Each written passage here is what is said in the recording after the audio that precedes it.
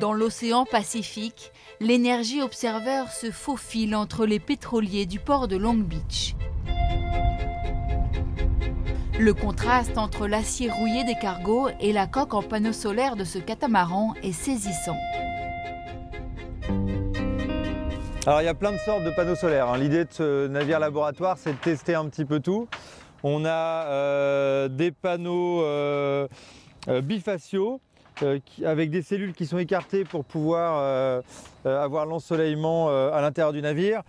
L'équipage français, mené par le capitaine Victorien et Russard, fait le tour du monde pour tester l'efficacité des différentes énergies renouvelables en milieu extrême. Là, c'est une mauvaise journée. Il y a une nébulosité à 100%. Il n'y a pas de soleil, donc on ne produit rien dans le photovoltaïque. C'est là que c'est intéressant d'avoir de l'hydrogène dans ces réservoirs. Et en cas de problème, on démarre notre petite pile. Ce catamaran produit de l'hydrogène vert, fabriqué à partir d'eau et d'électricité décarbonée comme l'éolien ou le solaire. L'hydrogène vert concentre tous les espoirs car il permet de résoudre un casse-tête énergétique, le stockage des énergies renouvelables. Oui, c'est ici qu'on stocke nos réservoirs. Alors ça prend pas mal d'espace, mais ça prend moins de volume que les batteries. À poids équivalent, on a quand même 8 fois plus d'énergie avec l'hydrogène qu'avec les batteries. L'Energy Observer navigue en autonomie totale grâce à une chaîne de production d'hydrogène intégrée au bateau. Là, c'est l'électrolyse.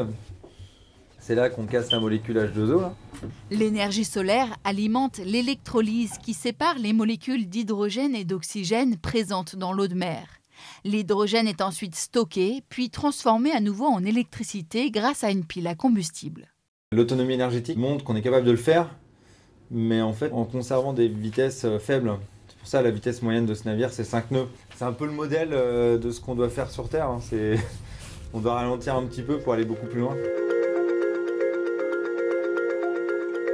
Si la Californie mise sur l'hydrogène vert pour booster le développement des énergies renouvelables, l'hydrogène bleu représente encore 80% de sa consommation. Bien moins cher à produire, il est extrait du gaz naturel et décarboné en captant les émissions de CO2. En 2016, Mark Mobley a déboursé 50 000 € pour acheter une des toutes premières voitures à hydrogène en vente en Californie. Elle est silencieuse, tout est bien compact dans les voitures à pile à combustible. Il y a une accélération très rapide comme ça, mais je ne le fais pas souvent car cela gâche de l'hydrogène.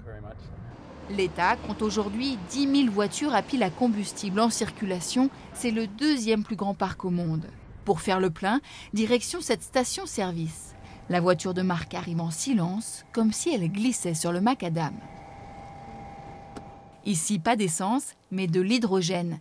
Temps de passage à la pompe, 10 minutes, c'est 4 fois moins qu'une recharge électrique.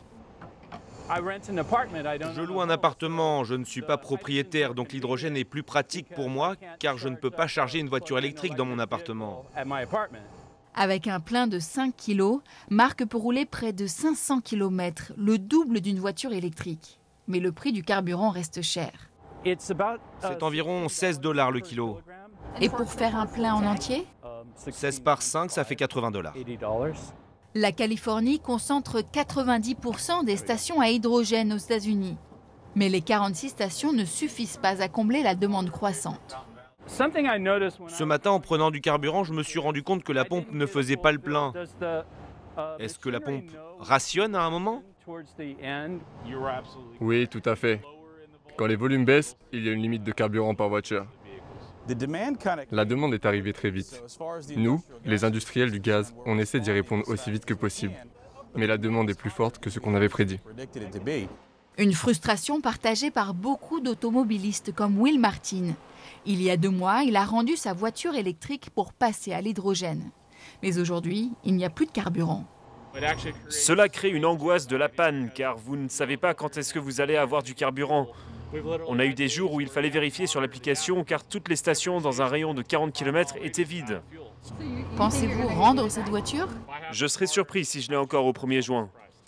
Comme pour toute innovation, son développement est périlleux. Pour l'instant, l'hydrogène est livré par camion.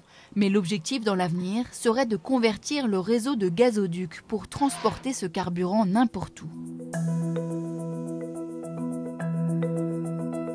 En quelques années, la Californie est devenue le laboratoire de la mobilité à hydrogène dans le pays.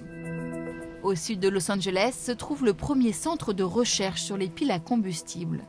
Car le potentiel de l'hydrogène réside surtout dans la décarbonisation des transports lourds comme le fret ou l'aviation.